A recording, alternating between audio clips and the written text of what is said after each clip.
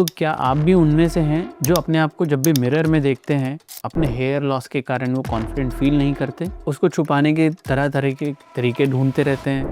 कभी कभी सोचते हैं कि इसका इलाज क्या है, और कई बार आप ये सोचते हैं कि क्या मैं हेयर ट्रांसप्लांट करवा लूं या हेयर पैच पहन के इसको ठीक कर लूं, और इस बारे में कंफ्यूज रहते हैं कि आपके लिए बेहतर ऑप्शन क्या है। तो आइए इस बारे में इस वीडियो में हम बात करेंगे, hair transplant versus hair patch. मैं डॉक्टर प्रकाश कोटे, मैं पिछले 10 सालों से हेयर ट्रांसप्लांट सर्जरी कर रहा हूं, और इस बारे में आपको डिटेल में बताऊंगा कि आपके लिए हेयर पैच अच्छा है या हेयर ट्रांसप्लांट, ताकि आप एक सही डिसीजन ले सकें। सो बहुत सारे पेशेंट हमारे पास डेली आते हैं और उनका ये सवाल होता है कि सर मेरे हेयर कम हो रहे हैं, मुझे बॉल्डनेस आ रही है, बट मैं कंफ्यूज हूँ कि मैं हेयर ट्रांसप्लांट पे जाऊँ या हेयर पैच ऑप्ट करूँ। हेयर लॉस काफ़ी कॉमन प्रॉब्लम है, बहुत सारे पेशेंट इससे अफेक्टेड होते हैं। इसके अलग अलग ग्रेड्स होते हैं, तो आपका जो ट्रीटमेंट होता है यूजुअली ग्रेड के हिसाब से हम करते हैं। देखिए, जो इनिशियल ग्रेड्स होते हैं पेशेंट के हेयर लॉस के, उसमें मेडिकेशन या नॉन सर्जिकल जो ट्रीटमेंट्स होते हैं वो काफ़ी कारगर होते हैं। जब आपके बाल शुरुआत में पतले हो रहे होते हैं या झड़ रहे होते हैं,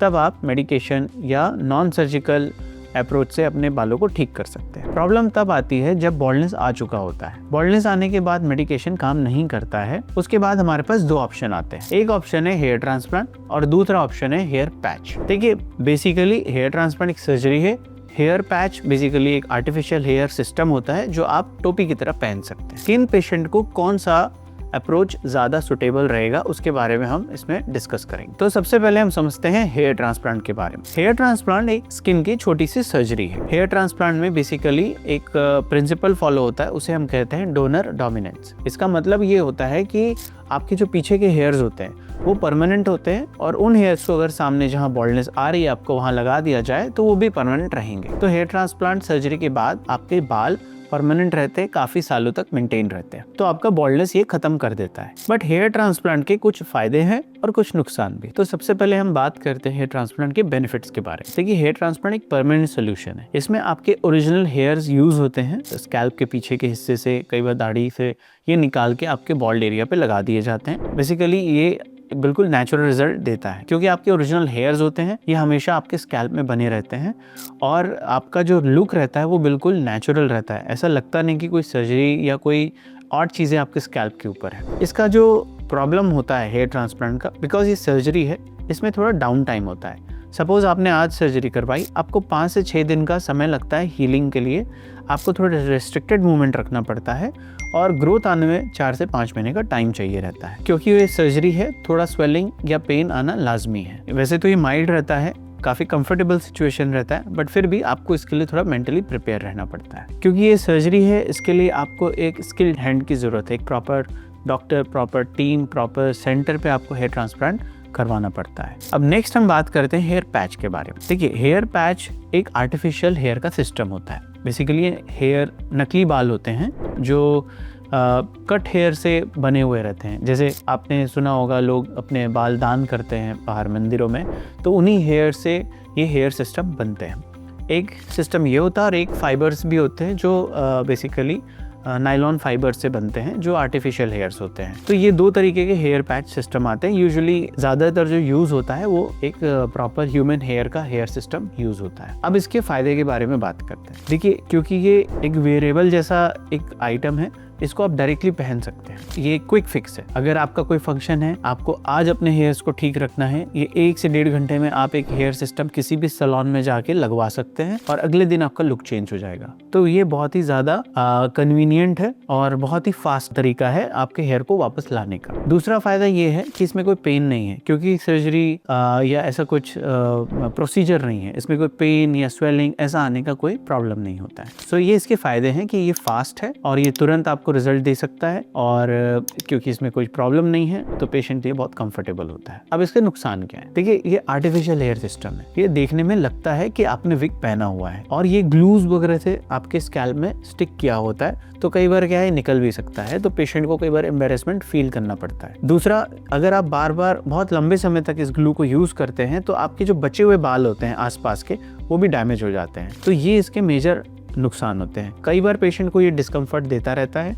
कई बार पेशेंट को ये इनकन्वीनियंट लगता है, और पेशेंट कई बार स्विच कर जाते हैं हेयर ट्रांसप्लांट में। तो ये इसके कुछ नुकसान भी हैं। अच्छा, अगर हम प्राइसिंग की बात करें तो हेयर ट्रांसप्लांट जो है वो वन टाइम आपको कॉस्ट ज़्यादा करेगा, बट लॉन्ग टर्म के लिए आपको देखें तो वो एक कॉस्ट इफेक्टिव ऑप्शन है। वहीं अगर आप हेयर पैच की बात करें तो वो आपको मेंटेनेंस मांगता है। हर महीने आपको उसको सेट करवाना होता है, हर महीने आपको उसको हेयर्स अंदर जो ग्रो कर जाए उसको ट्रिम करवाना होता है, उसको वापस से रीसेट करवाना होता है, और साल में आपको उसको एक बार चेंज भी करना पड़ता है। तो अगर आप लॉन्ग टर्म कॉस्ट देखें तो हेयर पैच आपको ज़्यादा कॉस्टली पड़ेगा। अब हम बात करते हैं किन पेशेंट में हेयर ट्रांसप्लांट बेटर ऑप्शन है, किन पेशेंट में हेयर पैच बेटर ऑप्शन। देखिए, हमने शुरू में डिस्कस किया था कि हेयर लॉस एक ग्रेड में डिवाइडेड है। इसमें 1 से लेके 7 तक ग्रेडिंग होती है। तो इनिशियल जो ग्रेड्स होते हैं जिसमें आपको हेयर लॉस नहीं हुआ, सिर्फ हेयर थिनिंग आ रही है, उस समय तो मेडिकेशन आपका एक अच्छा ऑप्शन होता है, और ना हेयर ट्रांसप्लांट पे जाना होता है ना हेयर पैच में। प्रॉब्लम तब शुरू होता है जब आप ग्रेड 3 पे आते हैं। ग्रेड 3, 4, 5, 6, 7 इसमें बॉल्डनेस रहता है। इसमें कुछ एरियाज में बॉल्डनेस आ चुकी होती है। जैसे ग्रेड 3 अगर हम बात करें तो हेयर लाइन आपका लॉस हो चुका होता है। ग्रेड 3 वर्टेक्स की बात करें तो कई बार आपका जो क्राउन एरिया होता है वो भी लॉस हो चुका होता है। वैसे ही अगर हम आगे बढ़ते हैं ग्रेड 4, 5, तो ये हेयर लॉस धीरे धीरे ग्रेड के साथ बढ़ता हुआ रहता है। देखिए, आइडियली हेयर ट्रांसप्लांट ग्रेड 3, 4 और 5 के लिए है, और कुछ केसेस में 6 के लिए है। इनमें हम हेयर ट्रांसप्लांट बहुत अच्छे से कर सकते हैं, इसमें बहुत अच्छा रिजल्ट आता है, और लॉन्ग टर्म के लिए ये मेंटेन रहता है, और लॉन्ग टर्म के आपको बॉल्डनेस को क्योर किया जा सकता है। दूसरी तरफ देखिए ग्रेड 6 और 7। देखिए, ग्रेड 6 जो है, अगर आपका डोनर एरिया अच्छा है, सपोज ये जो बाल है, पीछे के बाल, साइड के बाल, बियर्ड, ये सारा अच्छा है, तो हम पूरा स्कैल्प कवर कर सकते हैं, तो हेयर ट्रांसप्लांट बेटर ऑप्शन है। बट अगर आपका डोनर एरिया बहुत पुअर है ग्रेड 6 में, और ग्रेड 7 में तो ज़्यादातर हम देखते हैं कि डोनर एरिया होता नहीं है, बहुत कम डोनर एरिया होता है। तो ग्रेड 6 और 7 जो होता है, इसमें कई बार हम पेशेंट को बोलते हैं कि आप पैच पहन सकते हैं, क्योंकि आपका डोनर एरिया नहीं है और ये पूरा स्कैल्प कवर नहीं किया जा सकता एक प्रॉपर डेंसिटी के साथ। तो यहाँ पर पैच का रोल आता है।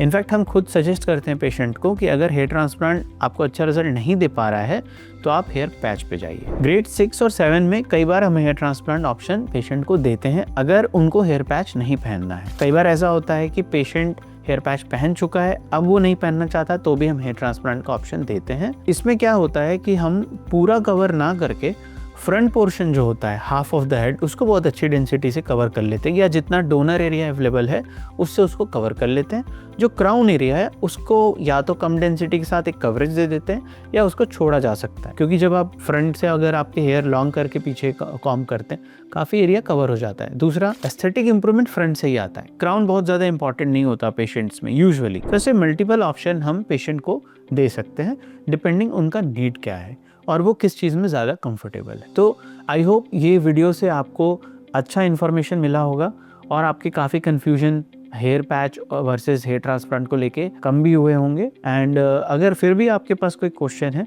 तो आप हमारे कमेंट बॉक्स में ज़रूर डालिए अपने क्वेश्चन, हम उसको आंसर करेंगे। एंड अगर आप चाहते हैं कि कुछ खास टॉपिक पे हम कुछ वीडियोज़ बनाएं आपके लिए, वो भी आप हमें सजेशन दे सकते हैं। Thank you for watching the whole video.